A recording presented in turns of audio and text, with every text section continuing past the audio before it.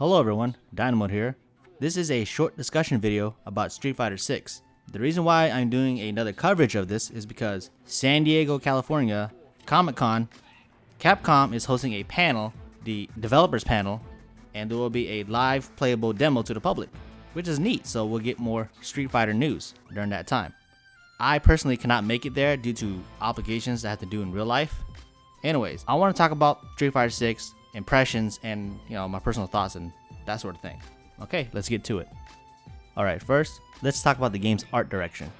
As many of you may know, Street Fighter 6 is going to a more hip-hop and urban aesthetic, from the clothing, the colors, the graffiti art style, and the music. Furthermore, it's been confirmed, if you check out this video here, from Game Informer, they did an interview on the developers that they are a fan of the genre itself. Which in my opinion, it's a good thing because Street Fighter 6 now has an identity. Now, I know that may confuse some of you. What the heck does that mean? What do you mean, an identity? Well, in Street Fighter 3, hip-hop and jazz has been introduced, and many people were very unsure about it, but over time, they gradually grew to accept it. Okay, let me just backtrack what I just said about not having a real identity. If you look at Street Fighter 4 and 5, they just use things which you already know from the past games, from Street Fighter 1, 2, Alpha, and so many spin-offs. And there's a bit of a nostalgia trip to it, which is fine, there's nothing wrong with that. But in my opinion, it shows that they did not want to take risks. And Street Fighter 4 and 5 almost look identical besides graphics. So I'm glad the 6th sequel is willing to take risks, and there are noticeable changes within the game's overall theme. Not just music, but style as well. If you want to compare it to other games, like say Soul Calibur, what the game is based off of, historical fantasy. And then we got games like Mortal Kombat, Asian aesthetic with mystical elements, plus it's very violent and gory. And then we have Guilty Gear, which is basically the epitome of anime. If you ask anybody if you want an anime fighter, many will recommend Guilty Gear. So what I'm trying to say about Street Fighter 6 is that it finally has something to carry over, like its overall vibe and theme. You know what I mean? Next up, I want to talk about the gameplay, and in my opinion, it looks great overall. They look more heavy and more weighty when the characters hit, and you can see that from the characters' reactions when they're reeling back and getting struck, which is nice.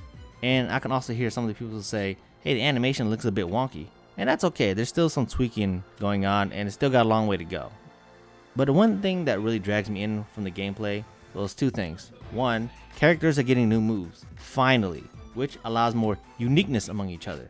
Example, Ryu, who looked like he's mastered himself to become a, Grandmaster. He has a dungeon mode which you can power up his attacks.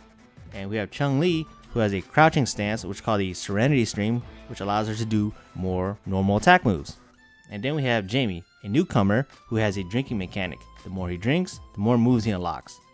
So in my opinion, that's great. It gives each character more tools and flair, and also it's aesthetically pleasing. The second thing is the new system called the drive gauge. Basically heavies on risk and reward factors. I'm not going to explain it too much here because I'm pretty sure there are more experienced players who can explain it better than me. So I'm just going to sum it up what it is. In Street Fighter 6, the drive system, it is an amalgamation of game mechanics from their previous titles, taking the best parts from it. For example, Street Fighter 3 parry system, Part 4's focus attack, and Street Fighter 5's V triggers and V skills. So in other words, it's sprinkling all the good stuff all around, and what people love about those previous titles. Now third, character rosters and other possibilities. When making a new character, it's very difficult to impress people. If they're not making it to the next sequel or spin-off, for example, then they did not leave a good impression on them at all. It's hit or miss. And I'm gonna go back to Street Fighter 4 and 5. My issue is that I mentioned earlier is the lack of art direction. In those previous titles I mentioned before, no identity. That was my gripe. No identity at all. The entire roster was a mixed mash of ideas born in a meeting room. And no offense to those who like those characters, but they all look like caricatures. You know what I mean? Like exaggerated goofballs in a way. Cartoony. And of course, the controversy with Street Fighter 5 is that they played it too safe. Not gameplay. I know some people love the gameplay in Street Fighter 5, which is cool. It's bare bone basics. It teaches you the fundamentals of what a fighting game is. I'm talking about the roster itself. I'm gonna have to say boring. Yeah, I'm gonna have to say the majority of the Street Fighter 5 roster is boring. I mean, you have a newcomer named Akali, he looked very promising, but gameplay wise he was very crappy.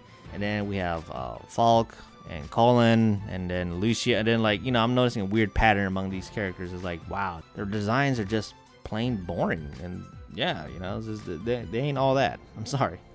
Looking at this 6th sequel, the whole atmosphere changes, the whole presentation changes, and they have this really cool hip-hop aesthetic which fits well into the universe. Everybody's changing, everybody's growing up. I know it's very scary for many people, especially Capcom fans. I know the thing with them is that they do not like seeing their characters growing up. They just hate their characters aging. That's one thing that they're always afraid of. Looking at this, I'm glad that Capcom is forcing their way to change. So who knows what they might do for the rest of the cast. I think that's about it. Thank you all for watching. Dynamo out.